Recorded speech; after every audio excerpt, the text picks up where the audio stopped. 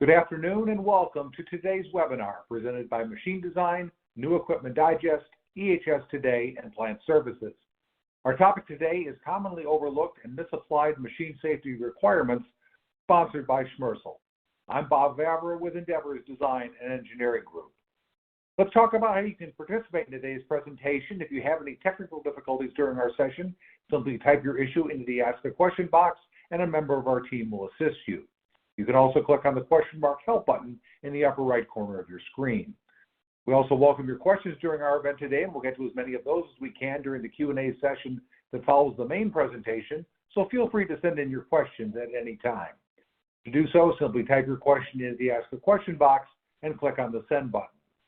Also, please be aware that today's session is being recorded and will be available on the Machine Design, New Equipment Digest, EHS Today, and Plant Services websites within the next week. You'll be notified by email when the archive is available. Well, safety is an enormously important topic for our audience, and we're really happy to have Devin Murray speaking to us today.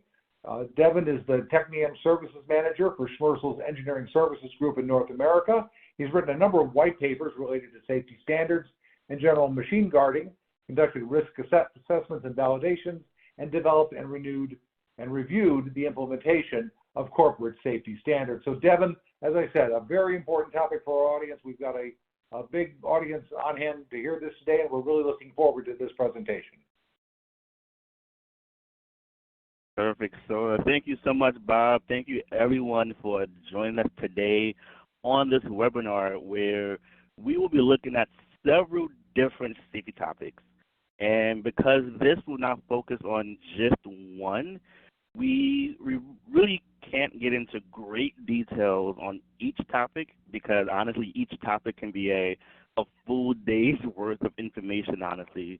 But what we do want to do today is explain briefly what we've seen in the field being misapplied, and of course things that we do not see which are overlooked or related back to machine safety and machine safety requirements.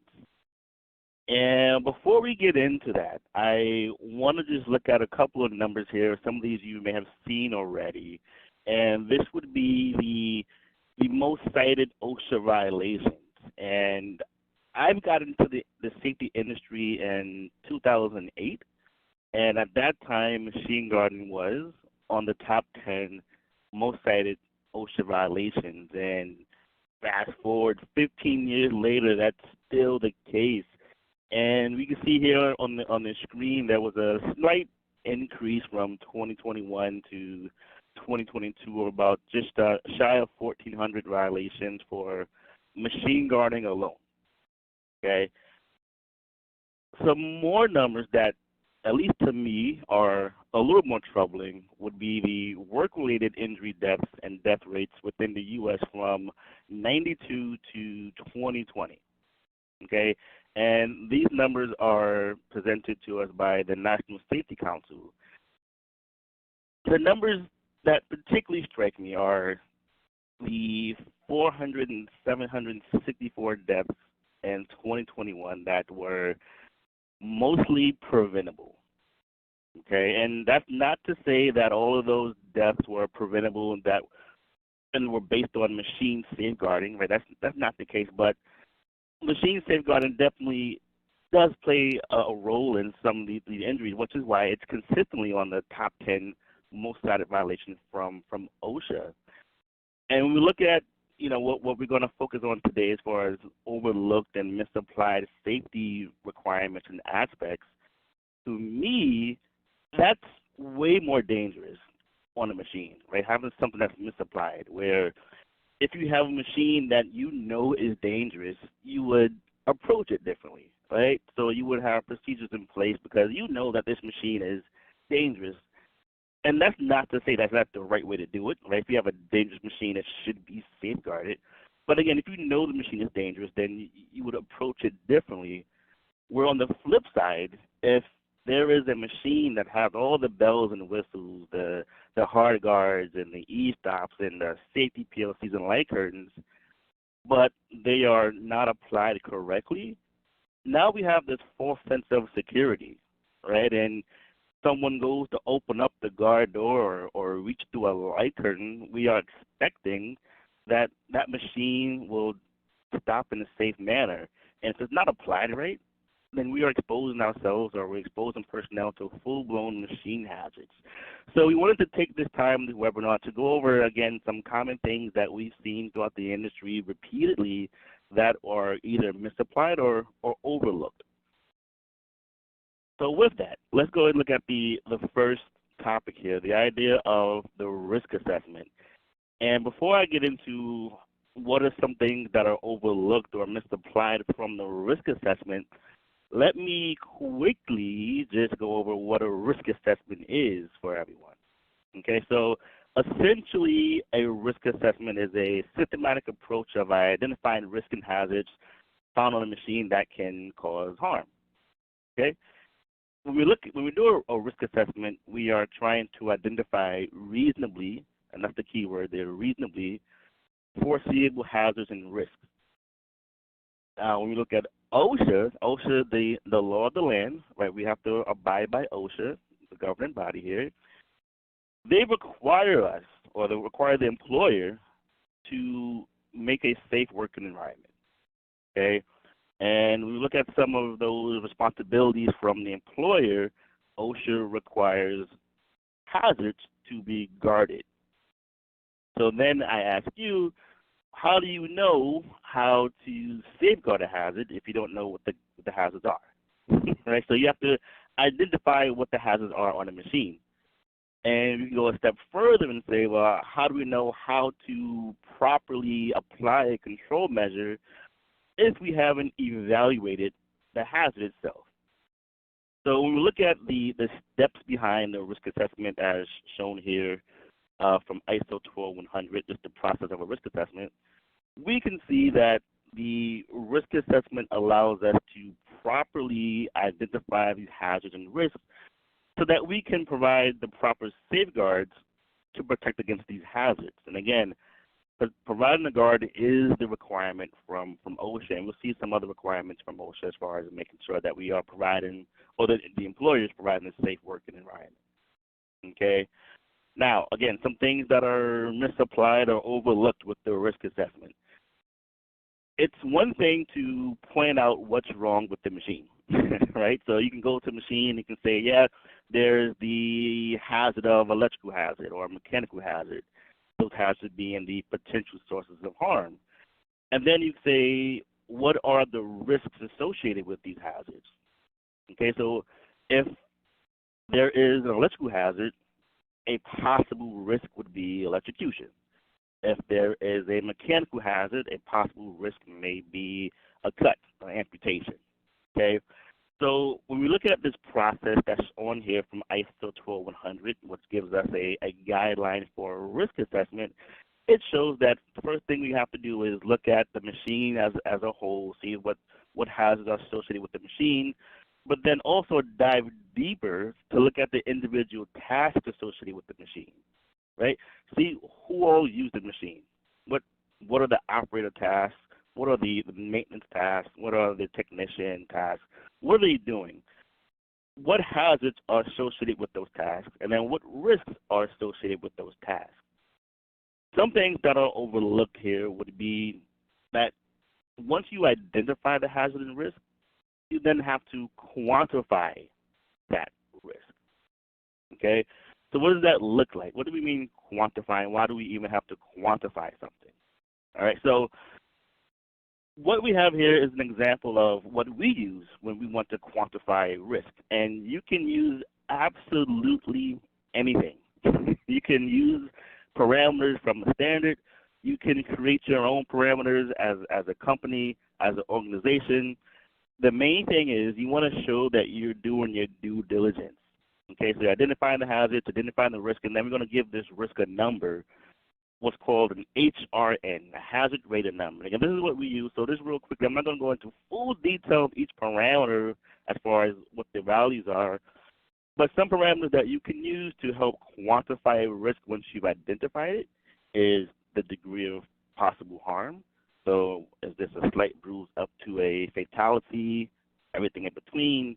How often are we exposed to this hazard? Is it consistently throughout the entire shift or less frequent? What's the likelihood of occurrence? How likely is it that we will be exposed to this hazard? Okay, impossible, certain, no doubt. And then lastly, the number of people. One person up to 50 people. Okay, and again, these are all arbitrary numbers. You can select whatever you want to select. But the key thing is we want to quantify this risk that you've identified for this particular hazard. So if we look at an example together and we say, okay, there's a CNC machine that has an unmonitored access guard, okay, and we look at potential sources of harm. So there's motion within inside this machine, and then we look at the risk. We can have, amputation, possibly fracture. But the key thing is let's now quantify this actual risk. So for this example, obviously I did this myself, but ideally you want to have a full-blown risk assessment team, which would involve everyone who uses this machine, including management. Right? They don't use the machine, but they should be involved in the risk assessment process. So you would have a team to go over the parameters, and in this case it would be 4 different parameters. And we say, okay, we have an unmonitored access guard on a CNC machine. What kind of harm can we be exposed to? Loss of limb, permanent injury. We may be exposed to it frequently, so the operator is opening the guard door every hour or so to load or unload a part. Likelihood of occurrence, probable, not surprised someone will get injured. The guard isn't being monitored. We can open the guard door at any time and have exposure to these potential sources of harm that we've identified. It'll be one person, one operator that is focused and working on this machine. Okay, so you go through your motions of the calculations, which we show here. So based off of what I selected here as far as loss of limb, hourly, probable, not surprised, and one person, from the previous slide, we would have the parameters of 8 times 4 times 8 times 1, which is an HRN of 256. Okay, so this is the risk evaluation and the risk estimation. So now that you can say, okay, we have an HRN of 256, this is considered a very high hazard. But because you've quantified it, you can now sort out what hazards you need to take care of first, right? Because this one machine will have numerous hazards associated with it possibly. So you can say, okay, let's take care of all of our high or very high hazards first. Or you can say, okay, well, maybe let's take care of some of the low-hanging fruit, right? Whatever you decide to do, but now you can sort out what those hazards are. Being able to quantify these hazards also allows us to say, okay, we initially had a score of 256. We'll apply some control measures, and now we look at what the score is now. So maybe the score would drop down to 25. All right. We can then say, okay, is there anything else we can do to reduce this risk? Okay. So again, looking at the process from ISO 12100, some things that are overlooked or missed is one thing is yes, what are the hazards, what are the risks, but also this step of quantifying those risks associated with this machine. Okay. So risk assessment is definitely required because we have to identify those hazards so we know how to correct them. As far as things, again, that are misapplied or overlooked within this risk assessment is when should one be started? Okay, to answer that question, I want to look at what's considered the hierarchy of control over hazards. And many of you have seen either this pyramid before or something very similar to this pyramid before, where we're trying to apply some type of control measures or trying to reduce the chances of being exposed to a hazard. And the first 3 items on this pyramid would be the most effective measures, which would be to eliminate the hazard, right? So if you eliminate the hazard is no longer there. So we're free from that particular hazard. The next would be substitution. Can we substitute this high hazard for something less dangerous? And then engineering controls, right? Providing some type of hard guards or safety functions to make sure that we are isolating personnel from this particular danger. The last 2 items on this pyramid would be less effective, which training, work permits, and PPE. Okay, I bring this pyramid up to answer the question of when should we start the risk assessment? Because when you look at the first two items, elimination and substitution, and you try to relate that to an existing machine, whether that machine has been on the floor for 20 years or if it's a brand new machine coming on the floor today, trying to eliminate a potential source of harm or even substitute will be rather difficult, right? You may be able to provide, engineering controls, which are, again, hardening guards and safety functions, but adding that to a machine aftermarket would greatly reduce the cost. So when should we start the risk assessment? Again, this is something that is overlooked often. We want to start the risk assessment during the design phase, okay, so that we have a chance to eliminate these hazards or provide a hazard that's less dangerous than this initial hazard. Okay, so this is when we want to start the assessment. Another key thing is that a risk assessment is not just a one-and-done deal, okay? You have to do a risk assessment throughout the entire life cycle of the machine. So if you do a full-blown risk assessment on Monday, okay, and you move the machine on Wednesday, this triggers another risk assessment. Okay, if you add a procedure or a process, or even if you remove a process, okay, or change a procedure, this triggers another risk assessment. And there's been plenty of times where we've seen situations where, the initial machine has been assessed, it's been running, something has changed, whether it's added an additional safety component, removed a safety component for whatever reasons, or again, maybe just move that equipment, and no assessment has been completed. Right? We have to do an assessment anytime anything changes on this equipment. Okay. Again, we have a lot of topics to go over within this 1 hour. The next item we want to discuss that, again, is often overlooked is a stop time measurement. And again, I want to start off with exactly what that is before I get into why it's often misapplied or overlooked. So a stop time measurement or a stop time analysis is a scientific measurement of the time between we initiate a safety function to the time it takes for that machine to come to a safe condition. And in this instance, we mean a standstill. So the standstill will be our safe condition when we're looking at a stop time analysis. I mentioned a scientific measurement, so yes, we show an image of a stopwatch here. That's not scientific, and I do get that question sometimes. Can we use a stopwatch to help measure a stop time analysis? And that's a definite no. We can't do that. So it's a scientific measurement. So that's what a stop time analysis is, right? It's a scientific measurement of the time between we initiate a safe function to the time that machine stops.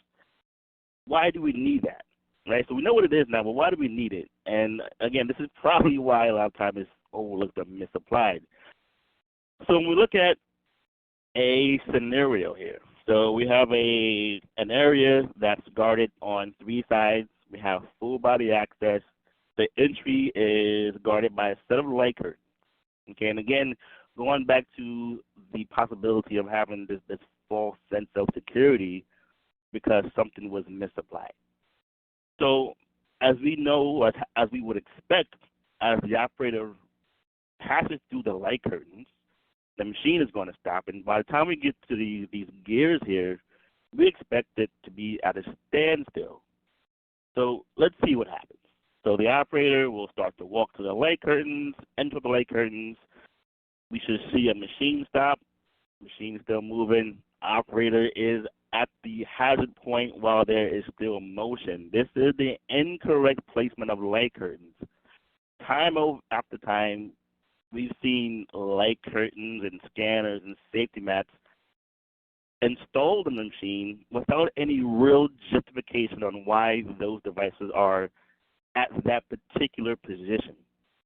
Okay? A lot of times, we see the situation where someone put light curtains on the machine, and kind of do the eyeball test, right? So yeah, that's pretty instant. The machine stops instantly. We can apply some light curtains there. We take a test rod, maybe interrupt the light curtains, and see that the machine stops. And that might be true, right? That might be the correct distance for those light curtains, but also it might not be that right distance for the light curtain. And again, that false sense of security. So what we have to do is we have to do a stop time analysis on the machine. Okay, so we can look at certain standards like ISO 13855 that will help us determine what a safe distance is based off a stop time analysis. So you can buy from a third party a stop time analyzer or some software that you can use with a high-speed camera to take down some measurements. And when you look at the standards, they'll tell you you have to take 10 measurements. So you interrupt the light curtain, for example, and you see how long it takes for that machine to stop using your scientific measurements. And you reset the safety function, and you interrupt the light curtains 90 more times, okay? You take 10 measurements. The highest measured value, or the mean plus 3 standard deviations, whichever is higher, will be the stop time for that machine. Okay, so that's step one. What is the stopping time for this machine? You then take that time and plop it into this formula, S equals K times T plus C, where S is going to be the safe minimum distance. K will be given to us by the standard, which is the approach speed of the body or the limbs if you're reaching through a light curtain, for example. C is also given to us by the standard, and it's additional measures based off of the device that you're using and how you mount that device. And T is the time that we just calculated using our stop time analyzer, for example. All right? So you plop this time into the standard, which again, why you really can't use a stopwatch, right? Because now you using human reaction and it's not consistent, not precise. So you use these measurement, these scientific tools to say, okay, this is my safe minimum distance for this particular device. And ISO 13855 is a standard that has pages and pages of all different formulas, all coming back to K times T plus C. And again, it depends on the device that you're using. So here on the screen, we show a safety mat. It also depends on how you mount that device. So we have light curtains mounted horizontally versus light curtains mounted vertically. And again, what we see constantly are these type of devices installed without doing these two steps, the stop time analysis and the safe distance calculation. So once we actually do those steps and we look at, okay, let's see where we actually mount these light curtains, we see, like we saw in the previous slide, those light curtains were installed way too close. All right, so we have the situation now where we interrupt the light curtains and the machine comes to a standstill well before the time we get there. And again, this is an animation. Most cases when you are using, safety mats or light curtains, again, the machine would typically stop at an instant, but again, we're using the eyeball test. We have to justify it. We have to prove it. And the only way to prove it is by doing a stop time analysis so that we can look at this safe minimum distance. Okay. Next up, electrical mechanical switches for safety. For this, we're going to look at two different scenarios. Okay, so the first one is going to be scenario A, where the guard door is closed, the electrical mechanical switch is being actuated. Because it's being actuated, we have that closed contact within the switch. This is sending a signal to our safe function to say that the guard door is closed, the machine can run. We open up that guard door, the limit switch is no longer actuated, and the machine stops. Sounds good, right? Another scenario. Scenario B, guard door is closed, the limit switch is not actuated, we have that closed contact. That closed contact will deliver a signal for our safety system to say the guard door is closed, machine can run. We open up the guard door, we now activate the limit switch, contact opens, and we lose our safe signal and the machine stops. So 10,000-foot view, and both scenarios A and B, when the guard door is closed, we have a safe signal, machine runs.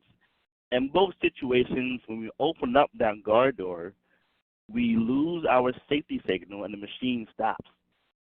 Side A is extremely common, and when you go back to the title of this webinar, commonly overlooked and misapplied machine safety requirements, you will see that because that's common, that's the wrong way to use it. Now the question is, why is that wrong? Okay, so when we look at these devices, we have to say, is it difficult to defeat? And what happens in the event of a failure? So difficult to defeat. Scenario A, we can go to that open guard and physically tape the plunger down and trick the system to say that the machine guard door is closed and we can have the machine run while the guard door is open, which, as you know, is a definite no-no, right? Scenario B, we can tape that plunger down, but we're not gaining anything. Right? We tape the plunger down, the safety circuit stays open, the machine isn't going to start, we maintain safety. Also, in the event of a failure, if the contact were to weld shut, in scenario A, we open up the guard door, the machine continues to run. Scenario B, we open up that guard door, we are physically forcing that plunger down, and we are going to open up our safety circuit, even in the event of a failure, so we maintain safety. So there's two things that we're looking at here. The switch on the right on scenario B is considered a positive mode mounting, and it also features a normally closed positive break contact. So if you go to a machine, whether, again, it's a machine that's been on the floor for decades, or it's a new machine that you're building or receiving, and you go to that guard door, and you look up and you can see a limit switch, and don't do this, but if you have the ability to push that plunger down to trick the machine that the door is closed and can run, that is a negative mode mounting. That is incorrect, and that is extremely common. We see it all the time, right? As far as the normally closed positive break contact, where if there's a failure, we can rip that contact open, what you see on the screen is that circled arrow. That's the international symbol for a positive break contact. Electromechanical devices that have this normally closed positive break contact would be the ones that we show here on the screen within the industry. Limit switches, hinge switches, trap key systems, so forth and so on, right? Going back to OSHA. OSHA says if you're going to use a device, it must adhere to current relevant safety standards for safety, right? So if we're going to use a limit switch or a hinge switch for safety, it must meet current relevant safety standards. These electromechanical devices must have at least one normally closed positive break contact. That means that these devices must meet the safety standard, IEC 60947-5-1. Now, you may be able to see that circled arrow and that IEC standard on the switch itself. Some manufacturers put it on, some don't put it on the switch, but you will definitely see it within inside the mounting and wiring instructions. Okay. All right. Let's build off of that. So you have the right device. Say you have the right device and you have it mounted correctly. Again, looking at Misapplied and the whole idea of this false sense of security, let's look at what's considered a safety category. And just like we did the other topics, I want to start off with saying what exactly is a safety category. All right, so a control category describes how a safety circuit is physically wired, right? Also called the architecture of a safety circuit. The term was created from an old, obsolete European standard EN 954. I bring it up on this webinar because the term control categories are still used. This is still a relevant term. When we look at how do we physically wire up a safety circuit, we can see that, okay, there are categories B, 1, 2, 3, and 4. All right. So now we say, okay, what exactly does that mean? Okay, so we see that there's 5 categories. What does that mean? And again, this topic can be a full day's worth of information. So what I want to do for the sake of this webinar to show how this may be misapplied is try to compare control categories to something a little more relatable, which would be airplanes. Okay, and I do this for all my trainings because there's usually a wide range of attendees, whether it's electrical engineers, mechanical engineers, operators, EHS personnel, management.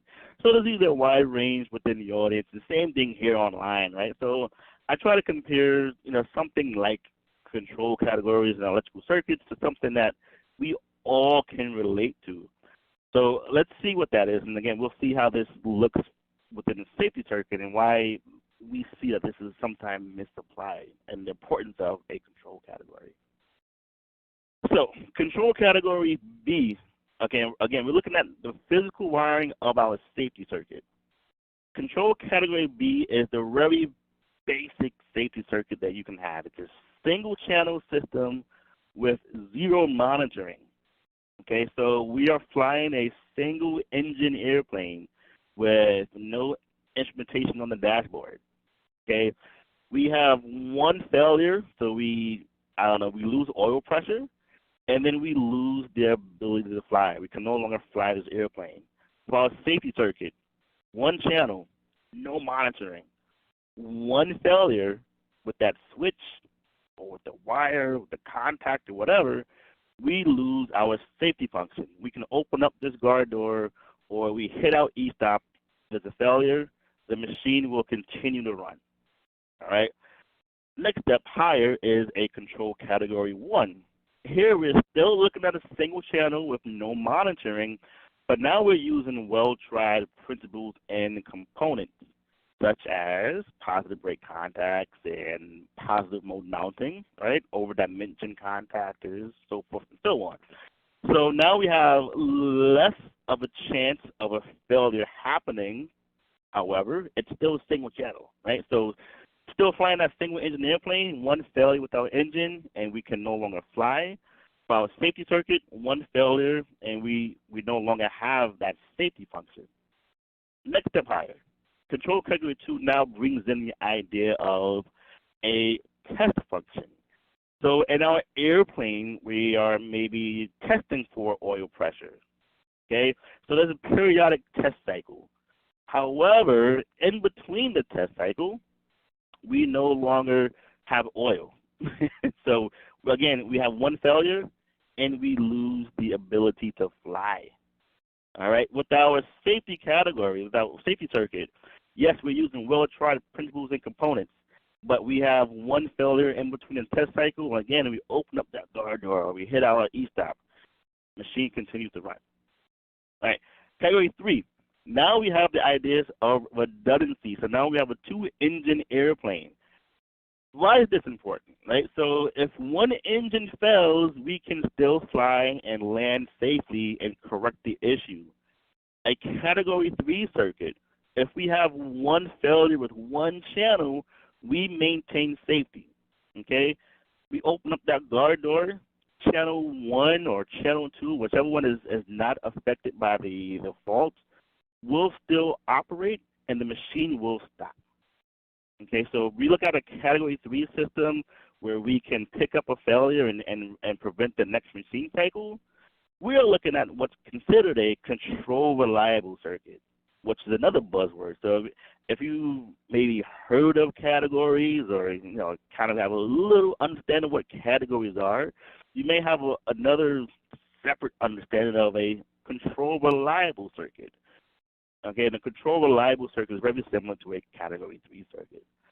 Lastly, real quick, Category 4. Now we have an airplane with 4 engines, the pilot, the co-pilot, where if 2 engines fail and the pilot passes out, we have the co-pilot and 2 more working engines so we can still fly the plane safely.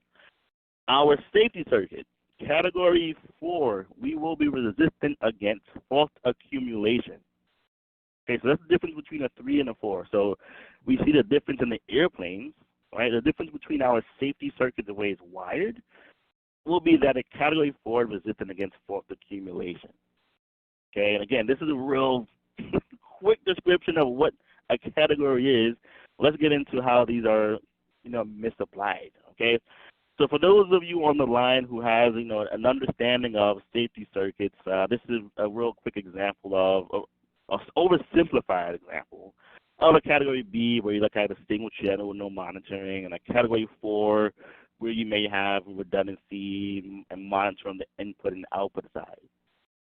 Now, when we get into misapplied, all right, so we have a situation where you go through your risk assessment, you identify the hazards and risks, and it's been determined that you want to apply a particular safety function to this machine. Perfect. If you buy the right components, so you go out and you buy, the latest and greatest door interlock, and the latest and greatest safety PLC, and the VFD with safe torque off, the whole 9 yards. And you wire only 1 channel of your light curtain or door interlock. All right, single channel. That is a Category 2 max. If your risk assessment says you needed a Category 3, you buy the components for it, but you wire it up wrong, again, we go back to that false sense of security. That risk assessment has stated that we have to detect a single failure because the risks are so dangerous. Okay? So we want to make sure we're using the right architect, the right category for our safety system. We see it quite often that when we look at the schematics on a machine, again, whether it's a new machine or an old machine or an old machine that had some upgrades to it, the control category or the physical wiring of those safety circuits don't match what they need to be to help protect against that hazard. All right. Let's go a little deeper. Okay, again, overlook the misapplied machine safety aspects. Series connections for high-risk applications. What we are looking at here is, again, something that's very common where we can have 3 guard doors on a machine. All right? Each guard door will be monitored by a guard door interlock. So this looks great, right? We have a guard door interlocks on the machine. We'll have 2 channels. Now, I'll explain what we're looking at in just 1 second. But everything looks good. So the question is, what's the issue, if there is any issue? All right? So, again, this is very common as far as series or daisy chain connection on multiple doors. Perfect. So in order to really understand what we are looking at, I want to look inside of the internal contacts of these door interlocks. And what we are looking at on this screen is a series connection of closed contacts on channel 1, which is represented by S11 through S12, and then a series connection of channel 2, which is S21 through S22. Similar to what we looked at for the normally closed positive break contact, we want to see what happens if there's a failure. So we introduce a failure. We open up door number 2, and we have this welded contact on channel 1. So that safety monitoring device sees this failure. Okay, it sees that there's an inconsistency with the inputs. So we stop the machine, okay, and we prevent the next machine cycle. All right, so that idea of a control reliable circuit, the idea of a Category 3, maybe even Category 4, right? Maybe. Let's keep looking at this. So in the ideal situation, right, we would have maintenance come over to see what the issue is and correct it, like swap out that switch. That's what should happen. But what can happen? So what can happen is the operator or personnel, they open and close door number 2, trying to get it to reset, and it doesn't reset. Okay, so what do? Well, they open up a guard door downstream somewhere. What do we see now? Because these switches are wired in series, opening that guard door downstream now satisfies the safety inputs. Okay, so now that the inputs are satisfied, the safety function can now be reset. What we are doing is this phenomenon of fault masking. All right, so we close our guard door, and now we see that the inputs on channel 1 and channel 2 are now satisfied. The issue with this, what's the issue with this? Okay, so if guard door number 2 has never been corrected, well, that same failure we saw on channel 1 can happen to channel 2. So that one day we open up guard door number 2, the machine continues to run. Okay. Again, this is very common. Why is this an issue? This is only an issue, honestly, if you need a Category 4. Okay, or if you don't have policies and procedures in place to state that, okay, if we have a failure with the switch, we call maintenance over to troubleshoot. Right? We don't start opening and closing doors. Okay, so again, this is common and very acceptable to have a daisy chain connection. Again, Category 3 is common. Category 4 exists, yes, right? There are scenarios where we need a Category 4 safety circuit, and in those instances, we can't do this. And we can't do this because, again, Category 4 is resistant against fault accumulation. Here we can have the idea of fault masking. We can have an accumulation of faults on door number 2, and we lose our safety function.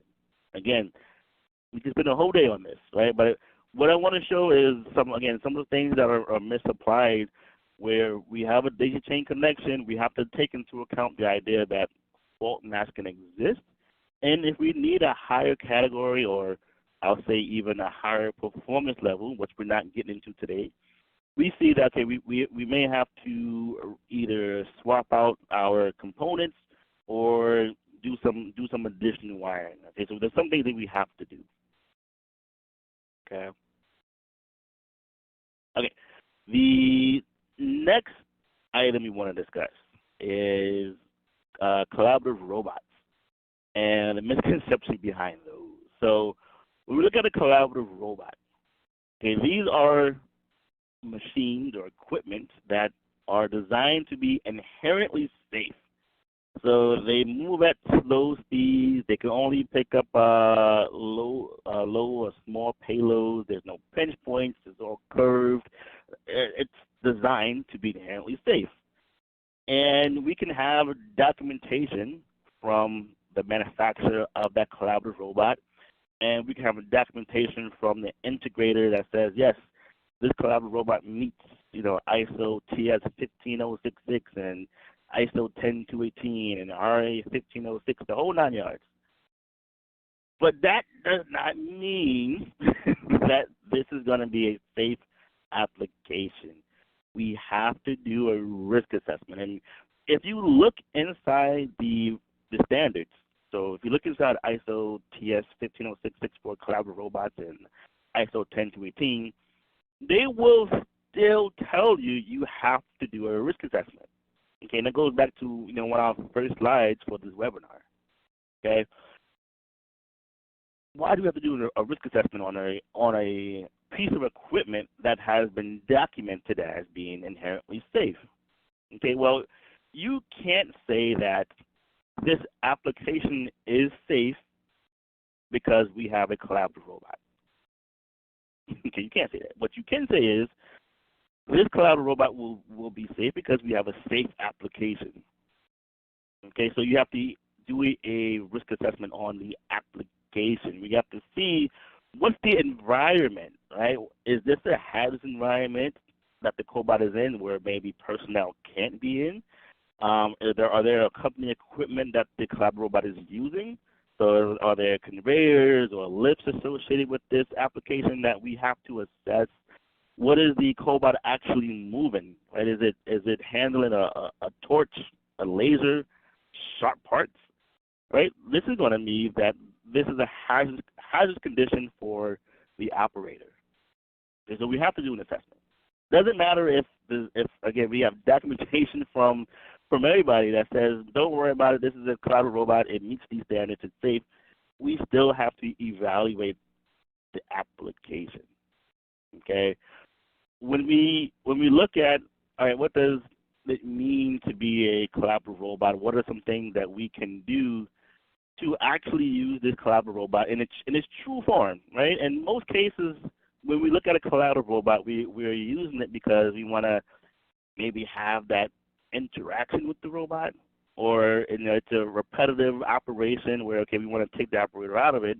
But there are some situations where we want to be in the same working envelope with the collaborative robot. That's one of the selling features of it, right? So there are certain things that we can do to properly safeguard this collaborative robot. And the standard calls out 4 things in particular, and the first one being a safety-rated monitor stop. And this will bring the collaborative robot to a safe condition, allowing personnel to access restricted and unauthorized operating spaces. Okay. However, if the collaborative robot were to experience an unexpected motion or condition, the safety system will bring it to a safe stop, an emergency stop. Okay. So in this situation, yes, we may have some light curtains or laser scanners or safety mats to detect that there's an operator within the same working envelope of the robot. But the minute that robot moves, it goes into an E-stop. Okay. Another factor or another measure will be hand guiding, which allows an operator to utilize a hand-operated controller, or even allow them to use hand movement to direct the robot, which is commonly seen in the teaching process. And this is going to be based off of safety-rated software, where the safety-rated stop is more on components and how you wire that up. Again, going back to categories and even performance levels. The third would be a speed and separation monitoring, where this allows a person to be inside that collaborative space while the robot is running, as long as there is a separation of defined protective distance. What does that mean? So in this situation, again, we could use something like a laser scanner, where as you approach the collaborative robot, it goes into a slower speed, and the closer you get to where you can have that contact, the collaborative robot stops. Okay, so here again we're using some form of safety device. Power and limiting is used if the robot system may come into direct contact with an operator, either on purpose or by accident. Okay, so here again we're using it in its true collaborative form, so we're working within the same working envelope. Well, what can we do to make sure that we are still safe? So what we do is we have to look at the pressure and forces, right, the PFL, and we have to do a PFL measurement to make sure that the pressures and forces that someone is exposed to does not exceed the thresholds of the pressure and forces as defined within the safety standards. Okay? Again, the only way that we can justify that is by doing a proper PFL measurement.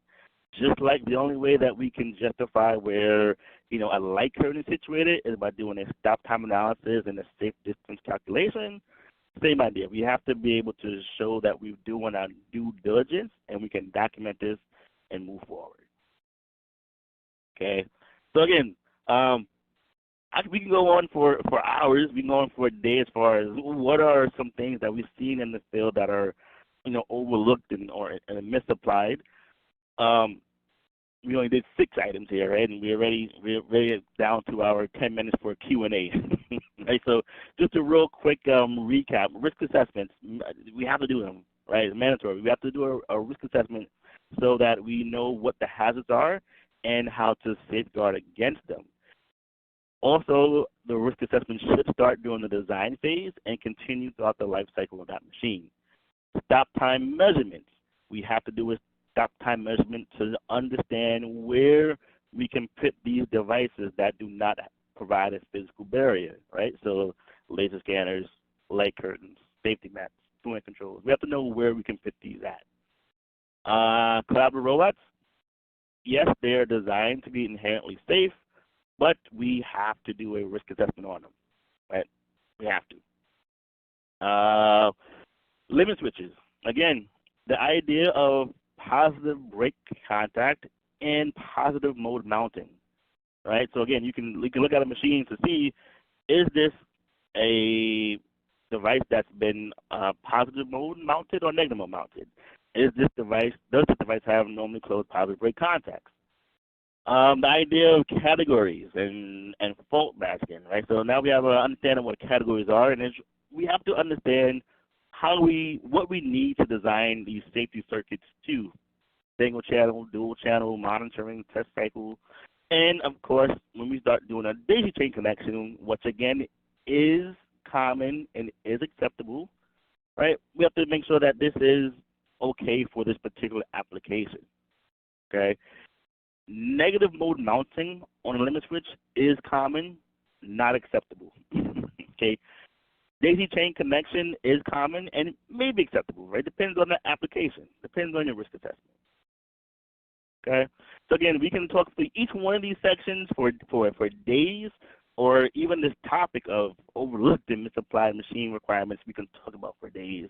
But I just want to do a couple of quick ones that we see over and over again to help reduce the chances of having an incident, because we have a false sense of security, and also because we want to get that machine guarding violation out of that top 10.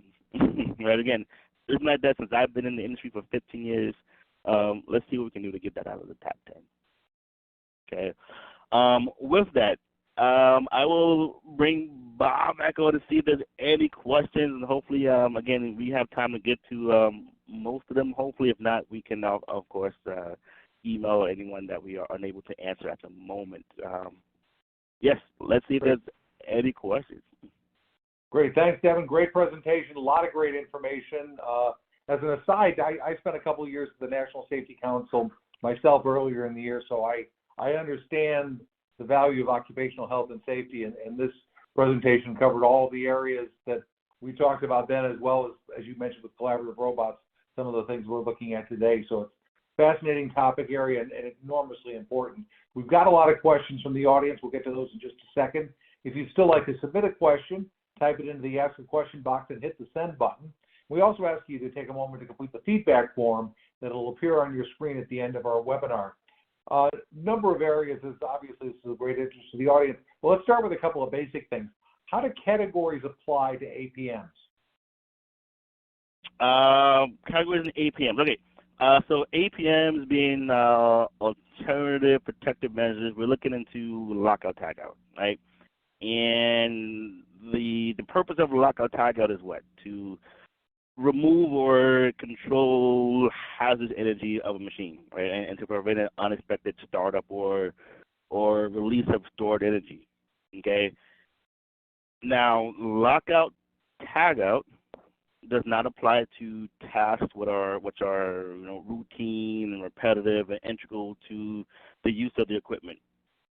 Now, when we say okay, we're not going into a lockout tagout, we're going to use an APM or alternative protective measures. OSHA does say that we have to use alternative measures which provide effective protection.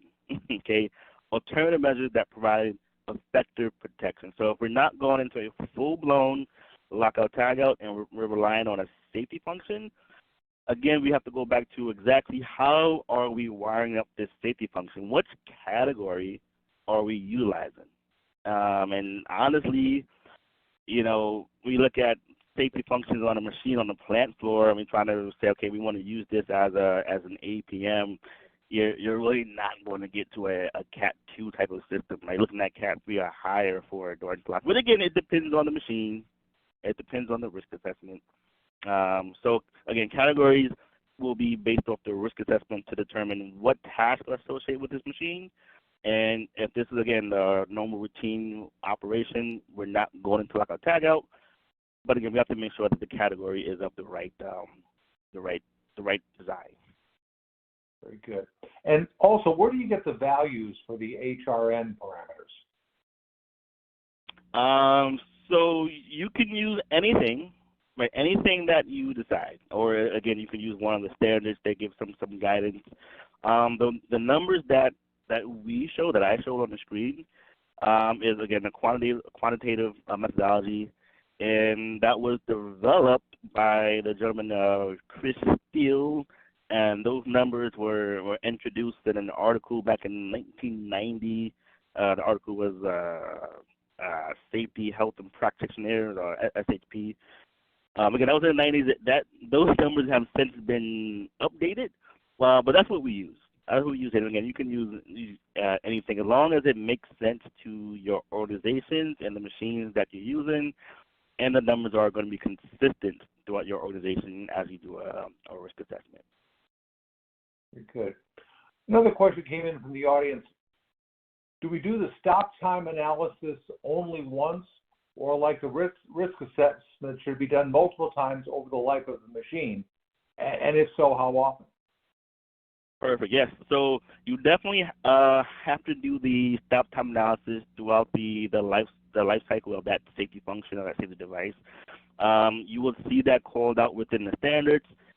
You will see that called out by operating instructions of the manufacturer, and it depends on the device how often you have to do that. So to answer that second part of the question, how often, I will have to look at the standard to give you an exact answer. I don't want to give the wrong time frame here on the webinar. But that first part of the question, yes, you definitely have to do it more than once. How often, I will have to double check on that second part of the question. Very good. But it is really we got time. Yeah, we got time for a couple more here. Stop time may be in milliseconds depending on the equipment and the safety devices in place. Could the stop time analysis be done using product data from the manufacturer, or do we need to do actual time measurements? Okay, so if it's a new machine, right, and you can pull the data from the manufacturer of that, again, the light curtain and the motor and all this and all that, then you have a good chance, like you said, it will be milliseconds, right, where you can calculate that stopping time. As long as you have those measurements from the manufacturer of a new machine. For an existing machine where we're going to apply a light curtain, it'll be hard to do because that machine has been in production for X amount of years, even X amount of months. But if you're doing a new design and we can pull that data from the component side, then we can justify based off of that information and calculation on where we install that safety component. Gotcha. And last question, I think this is a pretty good one. Where does signage fall in the risk assessment triangle? What was that one? I'm sorry, I missed the question. Where does signage fall in the risk assessment triangle? Signage.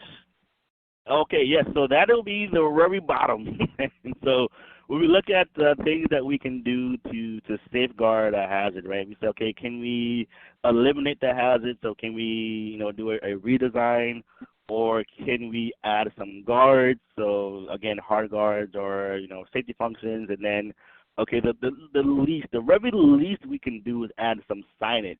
All right.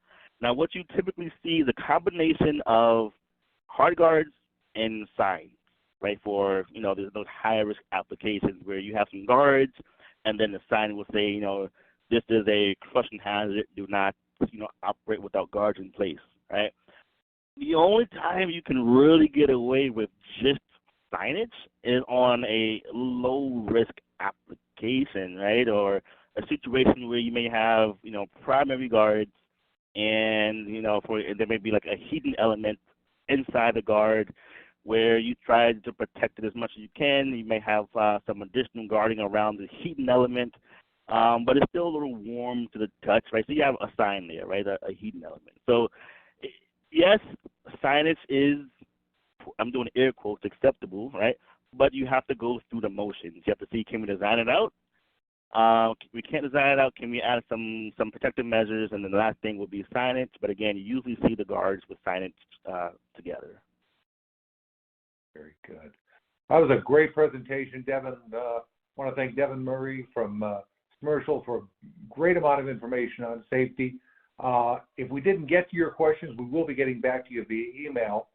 So on behalf of Machine Design, New Equipment Digest, EHS Today, and Plant Services, I want to thank Devin for his presentation, Schmersal for sponsoring today's event, and of course, thanks to all of you for joining us. Have a great rest of your day, and as always, stay safe out there. Thank you so much.